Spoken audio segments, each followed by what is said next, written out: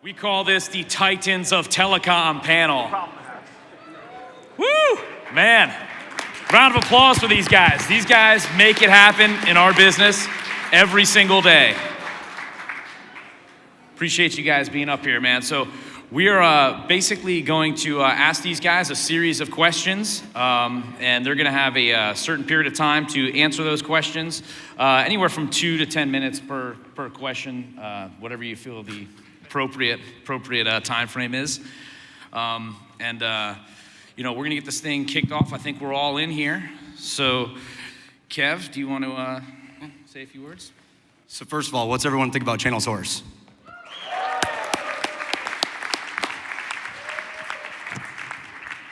I want to thank everybody in this room from the absolute bottom of my heart. I start most of our nationwide roadshows with this one phrase: is right, time is the most precious commodity, right, that we have as human beings. So thank you for investing that commodity right into us today. I really do appreciate it. We could just get a round of applause for that. All right, so first of all, thank you all for your time. And so we're gonna have an opportunity for each one of you to introduce yourselves properly. But first, we're gonna ask a couple fun questions, all right? So the first question for each of you, and we'll start with Craig, is, well, actually, I would like you to have a chance to introduce yourself first, and then tell me what your first concert was. First concert, huh? First concert. Well, the details of my life are quite inconsequential. So I'm Craig Schlagbaum. I run the channel for Comcast Business, a great team of people all over the United States that support partners like you, and it's great to see this event again. Continues to get bigger and bigger as the years go on. I've been fortunate to spend virtually my entire career in the channel, so I've had quite a long tenure in this space. I started off in the channel in the high-tech industry, and worked in distribution for what's now known as Ingram Micro. I worked for Sony, worked for IBM and Lotus, and then got into the telecom space, running channels for, at the time, Quest and Level 3, and most recently built a channel with my team at Comcast Business. So it's been quite a journey over those years. Before I ever got into any of that, I'd say the first concert somebody took me to was the Jay Giles Band, and if you're old enough to remember that, then you know. Angel is a centerfold. The Angel is a centerfold. Very good. That's a good pull. So yes, that was my first one, but it's good to be here. Excellent. Hey, thanks. This is Roy Labrador with Frontier Communications. Been the channel chief now for about 11 months. And certainly appreciate the invite, guys, to with the inclusion of the panel. Thank you, everybody in the room. Last night was amazing, meeting people I hadn't seen and people I've worked with here in this stomping ground of Miami and Fort Lauderdale for quite some time. Many of you know my history, my background, because I spent a lot of it here in the Florida area, but prior to Frontier, spent some time with Earthlink following the acquisition of Telecom, and then for about a decade with Windstream companies, whether it be New South, Nuvox, Florida Digital. Certainly in the 90s, most of the room was probably not even here yet, looking at the young faces in the crowd. But the number one first concert, Billy Joel in 1979. Grew up on Long Island, so obviously a Billy Joel fan, big time, so thanks. So I'm Chris Jones. I am here representing AT&T. I am specifically representing the Alliance channel, which is our sort of agency model channel inside of AT&T. I'm responsible for the eastern half of the United States. I am 25 years with AT&T. I've resigned twice, if you can figure that out. I've been all around AT&T. I've been on direct side. I've been on the indirect side. I went to Singular at one point. I managed regions. Most recently, before I came back to the channel, I actually managed the presidential conventions for AT&T. So if you want to have interesting conversation, it was the Donald Trump, Hillary Clinton convention. So that was fascinating. But we're thrilled to be here. This is the first time AT&T has been at this event.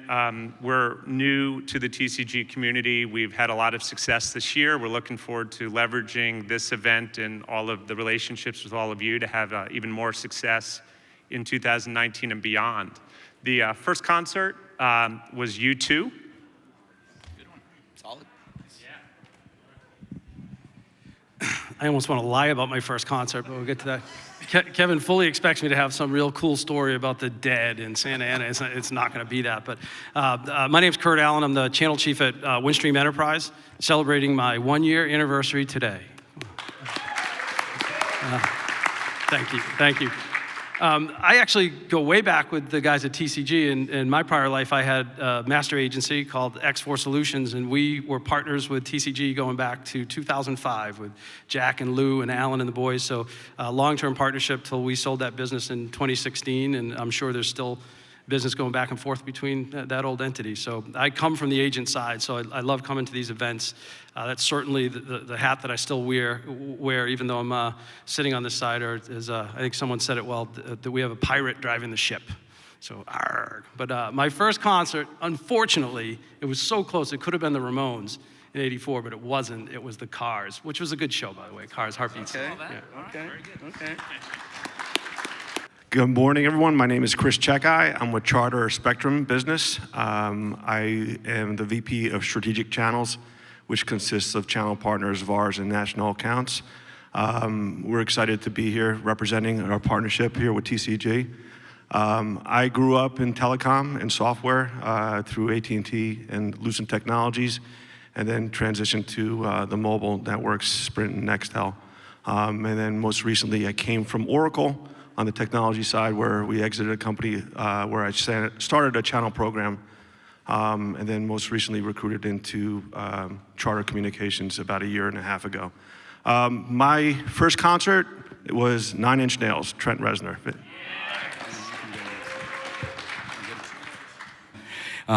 So everyone has an inner animal, right? Okay. If you had a spirit animal, what would it be and why? Wow. That's a weird. I don't know. I kind of like cats, so I'd have to say a lion. Something about cats. Everyone knows I'm one of these. I like dogs, but for some reason I have a cat, and I don't know. There's something about cats that is intriguing to me. They're just fascinating animals. I'm gonna have to go with the rhino. Many of you in the room certainly remember the days of the rhinoceros success, 2-inch thick skin, always charging hard, damn the torpedo attitude. And the rhino really represents what we do each and every day in fighting the fight. Well, and you have to have thick skin in the channel, right? We brought this upon you guys. Dan had to answer this question at an AT&T event recently, so I'm going to stay true to my answer. My first answer was, "What the hell are you talking about?" at the AT&T event, because I had no idea. But I eventually went with penguin because they're sort of a unique little critter. Wow. Okay, I'm gonna get a Dead reference in here. I'm gonna go with a sparrow. The sparrow. My son, my 18-year-old son, got a tattoo. So every parent doesn't want to hear about that tattoo, but he got a sparrow, and he took it from, it was a magazine he read that was talking about the Grateful Dead and birdsong, and there was a picture of a sparrow, and he started looking into the sparrow, and it was all about family and unity and being part of a group and a tribe. So I'll go with the sparrow as being part of this. Good one. I think I'd like to roll myself up with some kelp in the ocean and come back as a sea otter. All right. That's what I am. Fair enough. Very good. All right. Okay. So now we know the spirit animals of the panelists. Let's get into some serious questions about the state of the channel, and we can start with Chris on the end here. Chris, what are your current views on the state of the channel as it exists today, and what excites you most going into 2019? What excites me the most? Since I came on board, we, as you guys might know, we had to do some restructuring from a contractual perspective, things that made growth mutually beneficial. Successfully negotiated some contracts with our channel partners, TCG, and we've right-sized, we've balanced this whole thing out. When we look at our financials, this is one of the biggest growth channels within our organization as far as cost per acquisition. It's one of the lowest, and it's raising eyebrows within our headquarters locations. What we're planning for in 2019 is a significant investment in terms of sponsorships, additionally product portfolio, Not sure down in South Florida, any people have seen, but we've launched things like Spectrum Mobile. We'll be launching our SD-WAN products and additional voice products that will be complementary to the product portfolio. We'll be infusing that into the availability into the agent community. And we're excited about the growth projections, what this means in terms of driving ARPU, in terms of driving ROI and the organization. Additionally, when you take a look at what we've done from an investment perspective in our network, we've done the heavy lifting from a network perspective. Recent launches with our gig product and our path to getting to 10 gig is very foreseeable within the next couple of years. It's literally the hardware is installed. This is software upgrades over the next couple of years, and we're excited what this means to our ecosystem, particularly within the agent community and what it means to your customers. So I think we're just at the beginning point of what we see in an inflection point in growth in terms of broadband in our product portfolio and our hockey stick effect we'll see in the market. So that's what I'm excited about. Well, I go back in telecom to, my first job in telecom was AT&T in 1992 after a short stint selling wine for Gallo, a little boutique winery. But I got into the channel late 90s, and I can honestly say that there's never been a more exciting time to be in the channel. I know you hear that all the time. And there's been some great kind of things that came along. MPLS really drove the channel for us. Suddenly we were doing complex networking for customers, and the idea of having a consultant in there made a ton of sense. And the carriers were kind of struggling with that new technology, and that left a gap for us as partners to fill that gap. And that was just a really great renaissance in the channel. But you look at what's happening today, and as much as, the stuff we grew up on, connecting people, is still the principal foundation of what we do, it's now something that we work back to from solving problems, that our customers today are trying to solve large problems, that technology is no longer a liability on the balance sheet. What we do isn't the phone bill anymore. What we do empowers and enables businesses to grow and change. What we get to talk about on a daily basis as partners isn't just how they connect, it's how they run their business. And I don't know about you guys, but that's a far more exciting conversation to have.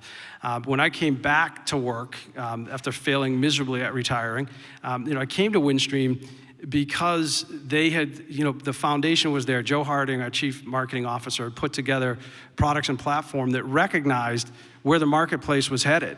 That it was no longer going to be about who can sell the cheapest T1, someone else's Type 2 T1. That it wasn't that anymore.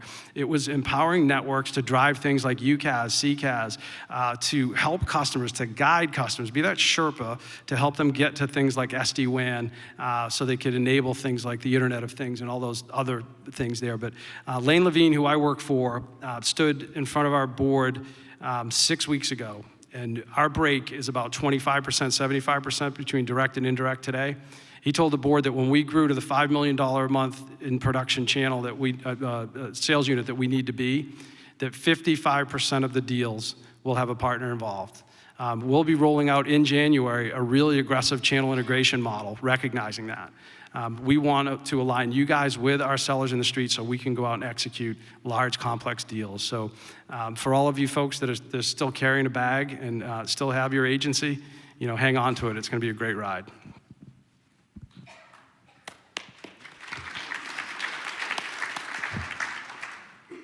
Well, thank you. And so for AT&T, right, we're kind of we're entering the third year of a transformation. And as I think back on what that transformation is, many of you know who AT&T is. It's not like we're a new logo that you've never heard of, even though this is our first time that we're here with you.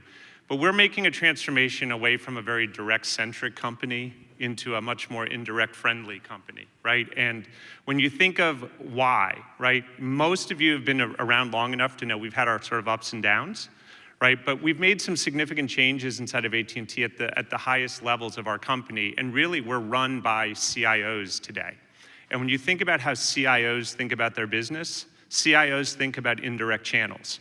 So when our business CEO, who used to be a CIO, came to us in 2017 and said, let's talk about your indirect channels, we shared with them what we had, and we had a nice, large channel, but it comes from a legacy inside of AT&T, and many of you weren't a part of it. And his challenge to us was build a channel that is attractive to the whole industry, not this sort of sub-segment of the industry that we're working with. So we spent a significant amount of 2017 building a program that we launched in 2018. And really our foundation was built around 4 things.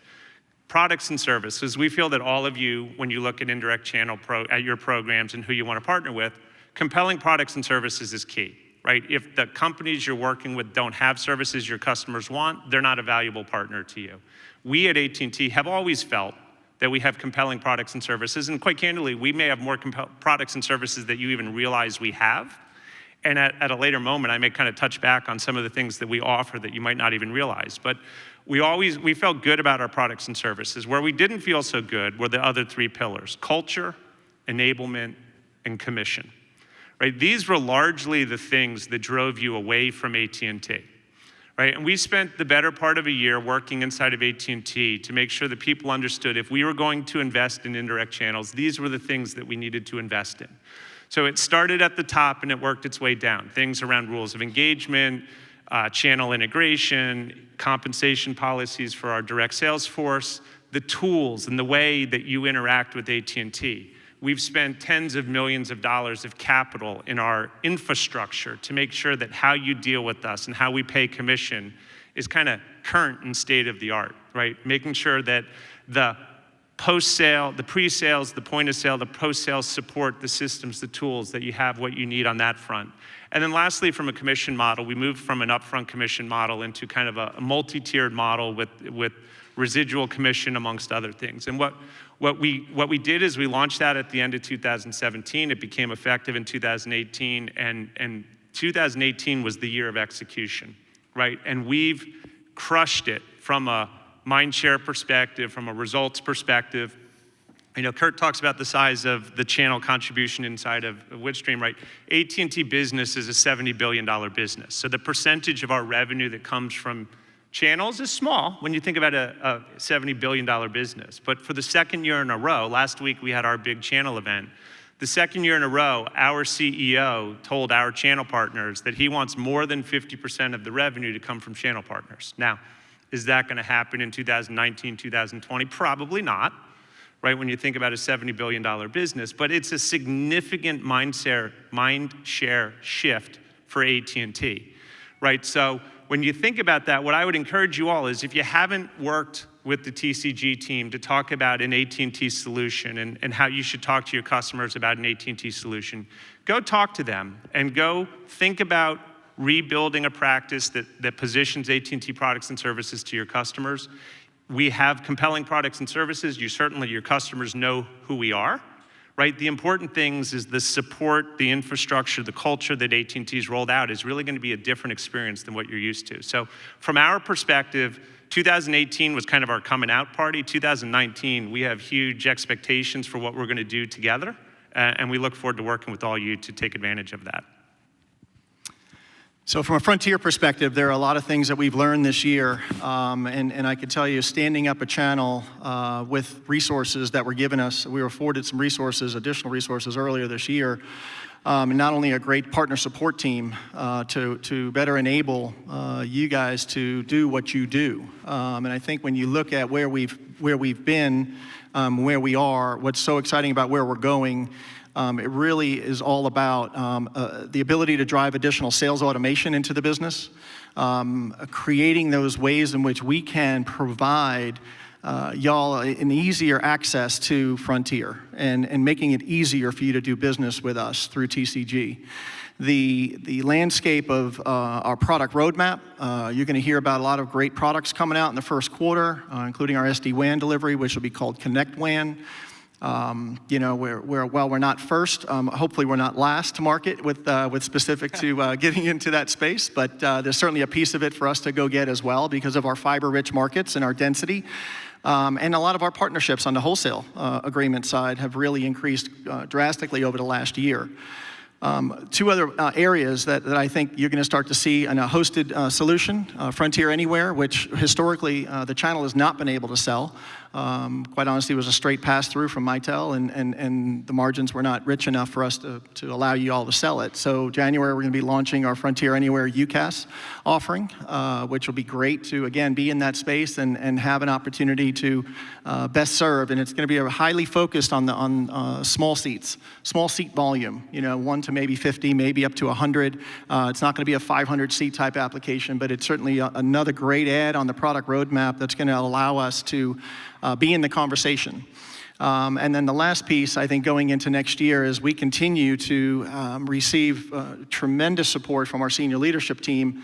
I could echo a lot of the comments you just heard in respects to how we want to scale this business. We know 3 things about this business. It's relationship, relationship, and relationship. And y'all are the trusted advisors at the customer level, but you guys are our customer. And what we have educated and talk about mind share internally at Frontier is now embracing the channel much, much greater than it ever has before, quite honestly. And we've been through the changes from a channel integration perspective. We've been through the changes over the last year, and painful. And just a quick apology for that mess. Wow.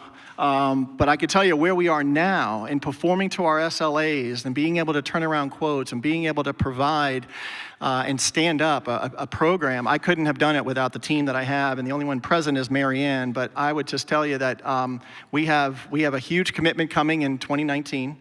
I was just in Connecticut with the senior leadership team, and John Maduri, our new sales leader at the EVP level, is a huge fan of the channel and fully understands that we want to not only be providing a much greater portion of the overall production from a commercial perspective, but we want to do it the right way. And y'all sell good business, very sticky. And you guys do a great job. You do a better job at reterming your customers than we do as an organization. So understanding where your strengths are and having the compensation align with that are the things that we're really, really focused on. So this quarter, obviously, we've seen a lot of early results from our campaign for the fourth quarter that we have launched. And we're looking forward to a significant increase in MDF funds to do more events like this, because we have to be at events like this to build relationships and have y'all understand a little bit more about the direction we're heading. Thank you. I don't think it's ever been better. And I look at the dollars being driven. We estimate across this whole channel of all the agents out there, there's somewhere north of 10 to 15 million a month in new MRR being driven by partners like you around the nation, and somewhere north of 10 billion in billable revenue. That's the size of it. Certainly relative to the direct side, that's small in comparison, but it's growing rapidly. And I think when I got in this 18 years ago, people use the word alternate channel or things like that. I came from IBM, and that was just kind of a weird term, because at IBM, the channel was the key route to market. It is at Microsoft, it is at Cisco, and I think it's much more becoming that way in this space too. And I was fortunate with my team. I didn't have to inherit somebody else's channel and problems. We built it the right way from scratch. And Comcast was always very supportive of it. There was a couple other cable companies that started at first. Time Warner actually was really the beginning elements of the channel. And then it's now Charter. Between us and them, we're on the cable space, we're about 80% of the footprint around the country. But we've got to build a program the right way the first time. And while we've had some things we've had to adjust, there's a number of things that I see changing, and the culture as well. I think there was initially an apprehension in the cable space, like, oh, who are these people getting involved in our accounts? And now in our growth quest to try to continue to grow at double digit, where we're seeing others shrinking every quarter by 3-4%, we keep growing in double digit percentages. And to increase that even further, I know we're going to do a lot more opportunity teaming. We've been doing it kind of stealthy over the last couple of years and even the last few months. But I'm seeing deals now we're teaming and partnering on that are north of 1,000 location SDN deals that partners that are working with us are involved in and teaming on those deals. So it's a pretty dramatic change. I know that the growth demands of our business are enormous, and the management of our company is asking us to invest even further in this channel. They believe this is one of the hot hands, the key growth areas. They just can't get that kind of growth out of the direct team. So I think the future for the channel is very, very solid, especially at Comcast and even outside of that with others in the room. Perfect. All right, so thank you very much for those responses. So one common theme amongst all of you is that you do have a direct sales force as well. And I know a few of you have already answered the question for us, but if you could tell us each one at a time in about 2 minutes, what percentage of your entire revenue came from the channel in 2018, and what percentage would you like to see come from the channel in 2019? On any given month, if we don't make our budget, the region misses theirs. So it's become very consequential, and as such, our regional vice presidents that are involved with partners all over the nation, depending on where you're located, they need this channel in order to make their number, or they will fail to make their number. That number, depending on the product, is definitely in the double digits. We think, I don't know that in our company it's ever going to get to 50, 70%, just because we've got 2,500 direct reps. But I do think it's going to get north of 30%, and we're nowhere near that right now, probably half of that. And I think it's got huge, huge upside, particularly if you're talking about Ethernet and SDN. Those are services that this channel is going to be perhaps even a larger percentage on those services. SDN specifically, it's got huge potential for growth, and that's an area we're going to double down on as we move forward in 2019. Yeah, the percentage is a great question. It's scaled over the last few years, and I've been with Frontier now going on 2.5 years, and I'll tell you that when I came on, the channel-specific channel here with Master Agents was driving about 9% of the business on a new month-over-month revenue production contribution. In 2017, that number upticked to about 11%. And because of my team's efforts this year, we have a shot to break 27% growth of the business for the commercial team at Frontier. So next year, we fully anticipate a huge uptick in that number, closer to 35, 40%. And if you layer on top of that all of our aggregators and some of the other door-to-door folks that we have as part of alt channels, we have a really good shot at outproducing the direct team, which is going to switch focus next year, and you guys will be happy to know. And I'm not letting out all our secrets, but I will tell you that the direct model is going to change, and the benefit of y'all will be the benefactor of that. And I can't really speak more specifically about that, but I will tell you that they're going to be moving up market and more focused on that mid to enterprise space, which will allow us to have a feeding frenzy on what we're going to call the mass market, because we do a tremendous amount of business in that space today. And interestingly enough, we are already selling more Ethernet circuits out of our channel than the direct team is selling nationally. So therein lies the answer of where we expect things to go. Thanks. So we don't talk about exact percentages from our channel, but I mentioned earlier, right? AT&T Business is a $70 billion business. When we started our journey in 2017, if I used both of my hands to tell you a percentage of our revenue from indirect, it would be too many fingers, right? But we're on a journey, and I told you, our business CEO, his aspiration is more than 50%. I don't plan on working anymore when we achieve that goal, right? 50% of 70 billion is a big number, right? And that's not a number that's going to happen overnight. And it may never happen, but it's an aspirational goal, right? And the reality is, when you think about AT&T, we have probably the largest direct sales force, one of the largest direct sales forces in the world as a company. But when our CEO is saying that, and he says it to our direct sales force, he says it to our indirect sales force, it's a sign of where we're going and where we're shifting.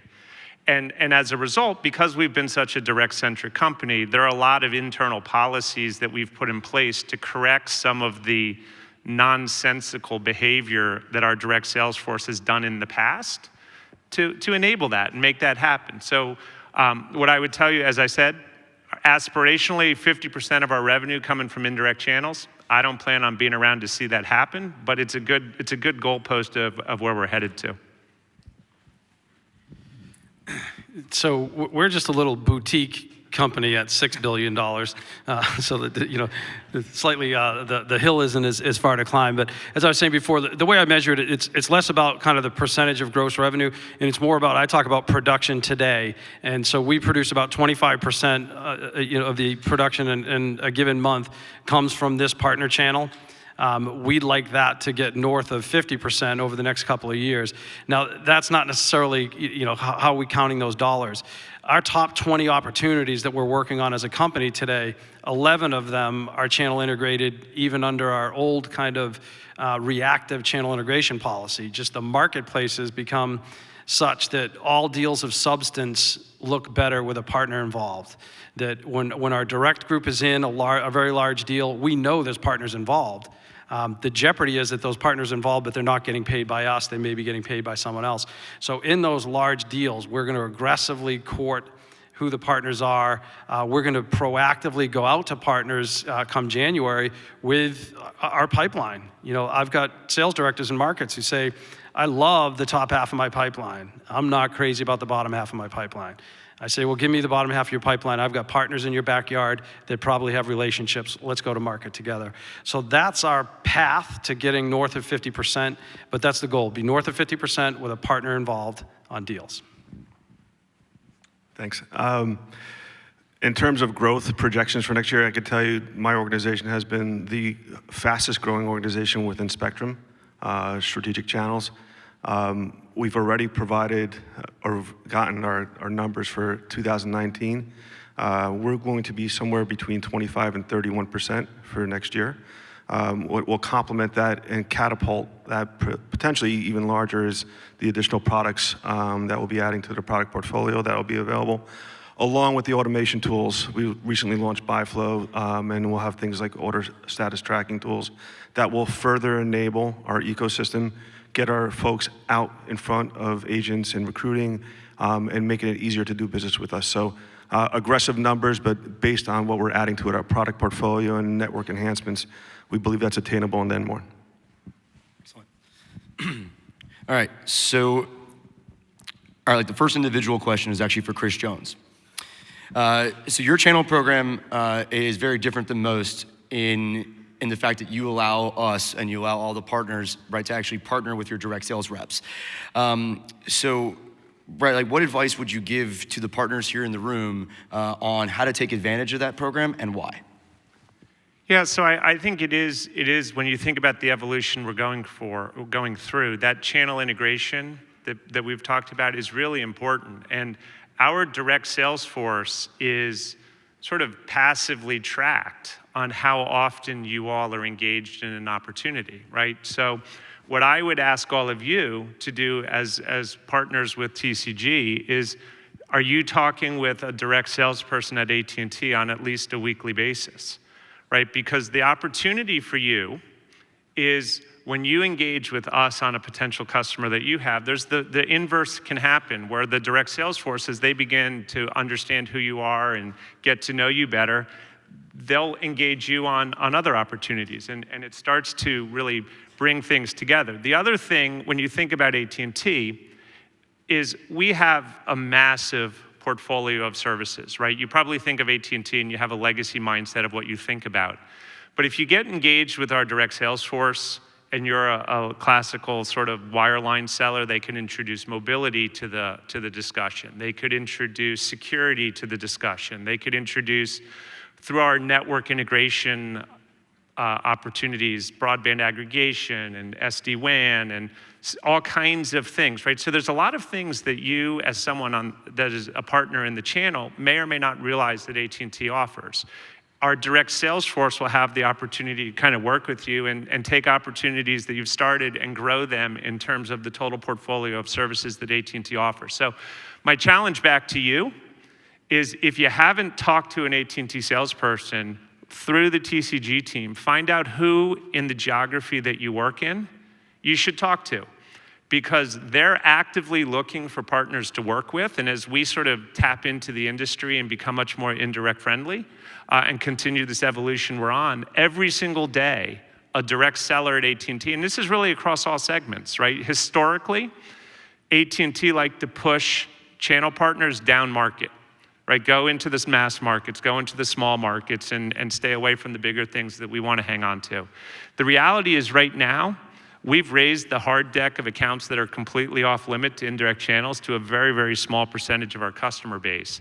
And all segments of our business are looking for people. So every day I'm getting calls, whether it's from our global account teams, from our SLED account teams, from our mid-market account teams, we have other names, whether it's our small team, they're all calling, looking for partners to work with. So we have this opportunity that if you're pushing at TCG, at the same point the direct sales force is trying to pull partners out of TCG for them to work with, there's a huge opportunity when you think about AT&T and that sort of channel integration play for the future. Fantastic. So the next question is for Craig. I think everyone's seen, the gig speeds being kind of put out in new markets. How do you think that's going to position you guys for 2019, and how far does that go? Does that go into every market you guys do business?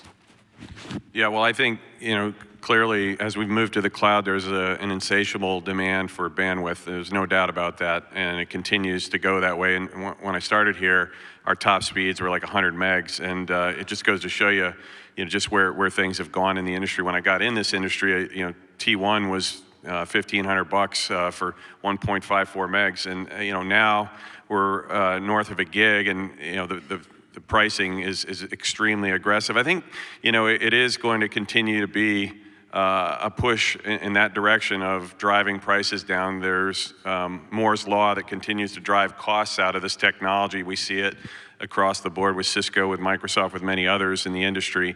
But it's going to enable customers to make the journey over to becoming more digitally enabled so that they can compete in a new marketplace. Virtually every application out there now needs to be on demand for every kind of industry, and everybody wants an app now. And to enable all that to exist, you need infrastructure, you need bandwidth. And so Comcast, and even in the cable industry, but especially Comcast, we fashion ourselves as the best last mile provider on the planet. That's what we want to be. That's what we're going to continue to focus on. We'll bolster that with things like SDN and add to that to be able to control these networks and be able to do unique things with these networks. But our primary asset, even on the residential side, is the ability to provide data at gigabit speeds. And before there was DOCSIS 3.0, now there's DOCSIS 3.1, the technology that enables it. You'll see then going from gig speeds to multi-gig speeds eventually. So it's not going to quit there. So yeah, there'll be 5G, but then there'll be 2 gigs, then there'll be 3 gigs.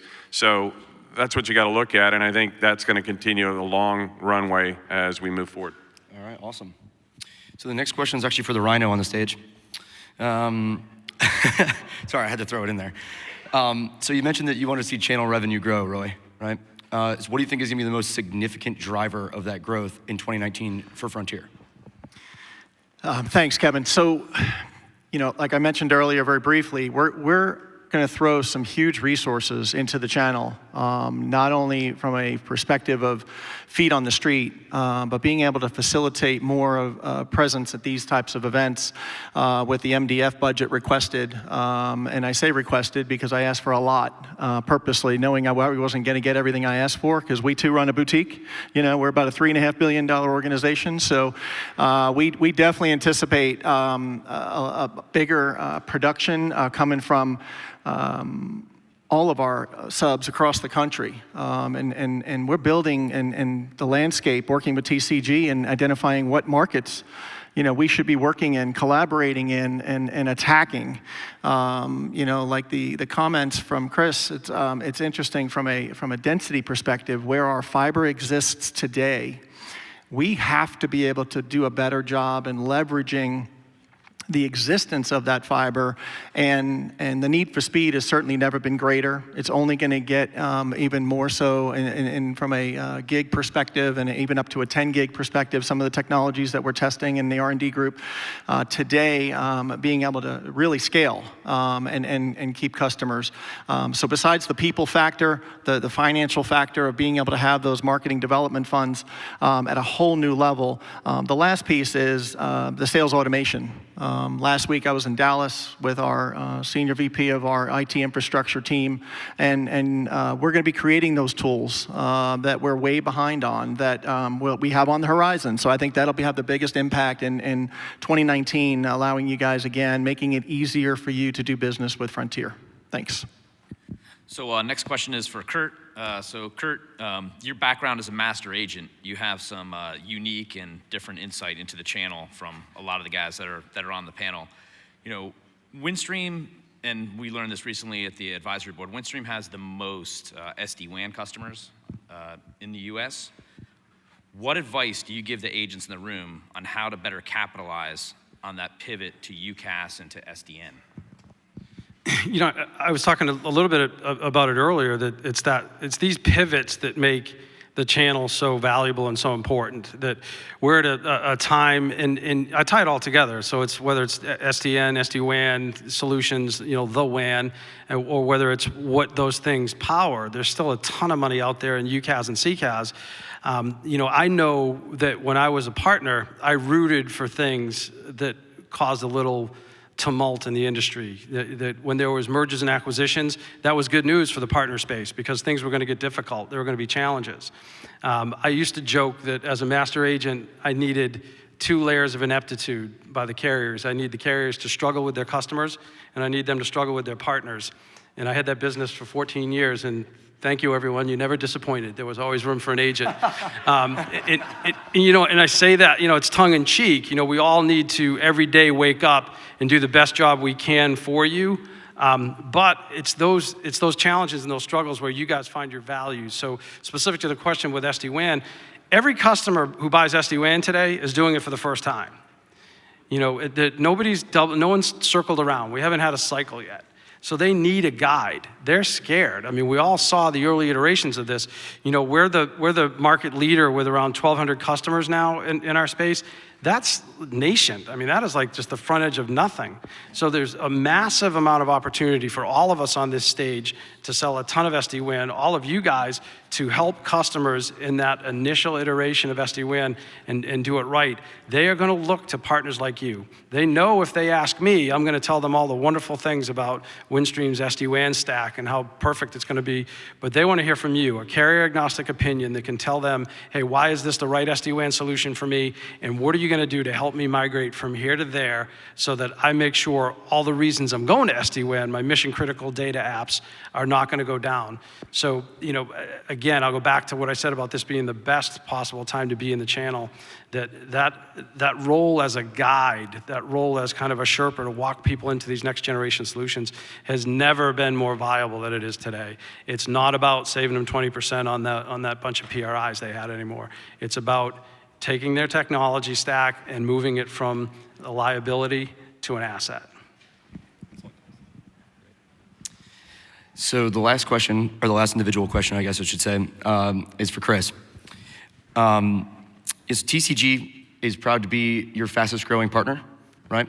So how do you see us continuing that growth through new products or services that'll be available to our partners here in the room in 2019? Yes, you're the fastest growing partner. Congratulations and thank you. As I mentioned before, the network that we've invested into, and that paradigm shift in terms of what's available, the broadband speeds that are now 95% available across our footprint for gig and up. Our plans for getting to 10 gig symmetrical over the next couple of years. Again, this is a software switch really in terms of getting those speeds up. But the additional product portfolio, the enhancement we'll be making to the channel partner program around SPIFs, with broadband, SD-WAN, et cetera, those are coming, right? So we've level set. Our executives really believe in the channel, and we'll continue to invest with our sponsorship. And as I mentioned before, the growth projections are between 25 and 31% for this channel specifically. And my goal is to optimize, make it easier to do business with through automation on our end, remove the complexity of tracking orders and getting your teams out there to win deals, be more competitive in the market, and win together out in the market. So. Yeah, thank you. I think I could speak for everybody in the room that SPIFs are pretty exciting, just in general. So this is gonna be kind of a fastball for everyone on the panel, right? Just a quick response. But I can kind of speak for everybody in the room that in some capacity, right, we've watched this industry grow from 56K, probably in the DSL into coax and now into fiber, right? So what are your quick thoughts on 5G and how do you believe it'll impact the channel? And lastly, how do you believe it'll impact essentially your company in particular? We can start with Craig. Well, it's definitely going to impact things. There's no doubt that it's going to be formidable competition depending on the solution. I think it's going to take time to roll that out, but while that's all happening, we'll continue to grow our network even further than it already is. We'll continue to develop higher bandwidth speeds like I talked about, where we're at a gigabit now. It'll eventually be 2 gigs, 3 gigs, 10 gigs. So it's just going to keep on expanding. We already have over 20 million Wi-Fi hotspots. If 5G starts to become pervasive, we'll enable those to go 5G as well. So I certainly think it's going to be an element to consider, but there's going to be still a vast number of customers that want landline services, and maybe they'll want both. And in that case, you're the beneficiary. We've watched TCG be one of our fastest growth partners too, just like Charter. And it's because of you. You keep growing that when you build solutions that involve ILEX plus cable, and that's a win-win on your side. It's also good for the customer for that diversity. Ditto. No, I'm just kidding. A couple of things. It was really specific to Verizon 5G's deployment in LA recently, last couple of months. Honestly, we haven't seen a blip yet from any customer churn specific to moving to that 5G platform. We do not have it on our roadmap. However, we will also be enhancing our network and be able to deliver more fiber capabilities and have that Fios delivery, at the home and having it at symmetrical as 150 over 150, or whether it's 200 over 200 and scale all the way up to 500 over 500. We're going to see that go to the next level of a gig symmetrical as well, and some of the new software that is being deployed. But I think there's a concern that we've seen, in true essence of fiber, and a lot of our IRMA impacts here in the state of Florida were really limited, mainly because the fiber sits underground in the Tampa area, and we were able to have some really strong success in customer uptime. As soon as power, flipped back on, we were able to have full service capabilities, but we do not have a 5G wireless deployment anytime soon in the roadmap. Right. Well, we think 5G is going to be a big deal. Similar to Craig, we actually believe it's going to be a big deal on wireless, and we also believe the wireline side is equally important, right? So one of the unique benefits that AT&T has on stage is we own both of those assets, right? Now, I'll give you sort of the legacy wireless geek answer to 5G, right? So there's standards-based 5G, and that's a lot of what you hear people talking about, and that's the race to who's at 5G first, right? And AT&T has 19 cities where we've got standards-based 5G in place. The reality is, and most people don't know this, as we've gone through the various Gs, right? Gs is defined by an industry organization, and many of us start marketing G capabilities long before the standards are developed, right? So inside of AT&T right now, we've got variations of that evolution. Think of 5G evolution as what we call it first. With 5G evolution, we have the ability to deliver 400 megabit per second speeds wirelessly, and by the end of this year, we'll have that in 240 cities, right? So you have significant 5G-like speeds in the marketplace today. By next year, we're going to cover almost 200 million customers with that capability and that speed. Beyond 5G evolution, there's another technology called LTE-LA, 2 A's on the end. Don't worry what the analogies are.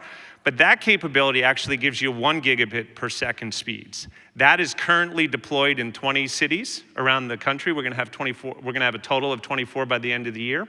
Right? And then you start getting into the standards-based 5G. So a lot of people like to talk about that standards-based stuff. Just realize we're going to have a significant amount of the population covered with incredible wireless speeds. And what we're doing with our network, right, is we believe the goal of wireless is to get people onto our fiber backbone as quickly as you can. And our goal, every year we sort of track how long data stays in the wireless network before it goes underground and travels over our network. We've got tremendous improvements there, so even before you get to standards-based 5G, 5G is going to be disruptive. 5G is going to be disruptive today, and it's going to continue going forward. And similar to what we're all doing with our wireline networks, we're going to continue. There's going to be more Gs, there's going to be more investment. AT&T actually is running a software-defined network. Our core network is software-defined, so that as 5G and whatever the future wireless technologies come out, instead of having to go out and rebuild the network, it's going to be software-enabled, right? So that we're going to be able to roll out future iterations and future speeds even quicker. So huge impact from our perspective when you think about 5G, and we think we're a great opportunity because we own both of those assets, both wireline and wireless. Yeah, so from our perspective, 5G is the next iteration of last mile connectivity. It'll be, extremely prevalent in the space. We see huge potential for it. We would expect, like we have been in our partnerships with Verizon and AT&T in the past, to be a big buyer of that. One of the reasons we've morphed our business into more about the solutions that we're selling on top of these networks is for that very reason. 5G, maybe that's the death knell for the T1, right? The idea of selling solutions on top of someone else's T1, with Uni coming to an end and some of those other things. So maybe that, becomes the death knell of the T1. But ultimately, from our perspective, we're going into a networking environment where our customer is going to have a terrestrial connection. They're going to have a wireless connection. There's, broadband mixed in there. And we're putting some type of a smart device there that's going to manage that WAN so that their mission critical apps stay up all the time. 5G will definitely be in the mix there, whether people buy it from us, whether they, in a wholesale arrangement, or whether they buy it themselves and provision our solutions over the top of it. Quite frankly, that's why we've shifted our business, that it's more about what we're doing on top of that network than it is about trying to extract profit margin out of selling other people's networks. In relation to 5G, I just got back from an analyst conference last week in Naples, Florida, where the build out, particularly on the Verizon side, there were some speculations whether it's going to take 2 to 10 years. I can't comment on any of the other competitors. What I can control and share with you is that Charter and Spectrum, we've entered an MVNO relationship with Verizon to now offer up our mobile network, but we'll also be building out our own network on top of our current footprint. So what I can share with you is that we are well prepared in terms of the broadband speeds that are required out there for the short term and the long term. I'm excited about the competition that this will drive in the future because it's going to just make us all better. Well, guys, it's very rare that we get the chance to have 5 leaders in the industry, in one place at one time. I'd like to, have a round of applause for these guys. Thank you all for being on the panel. We truly do appreciate it. Thank you very much. All right, before you all leave the room, I got a couple announcements. But first, from all the carriers in the room, this event simply would not be possible without our partners that are here. So if we could just get a round of applause for all the partners in the room. Thank you for your business, and thank you for your continued loyalty to TCG. I always say that TCG means family, and I really do mean it. So a couple quick announcements here. So we do have lunch served for you outside. I ask for all of you to grab a plate, come back in here and sit down. Jen has a giant fish bowl. Make sure that your business cards are in the fish bowl, because while you're eating, I'm gonna be raffling off some pretty awesome prizes from our carrier partners. So is everybody excited for Jason Taylor? I personally, you don't get to hear from too many Hall of Famers on a daily or weekly basis. So this is definitely a treat. Do we have any Dolphins fans in the house? Anyone? Just a few. Yeah, so like I said, I invite you all to go out right into the foyer and grab yourself a plate of food and come back in here, because there will certainly be a good reason for you to be sitting in here. Thank you.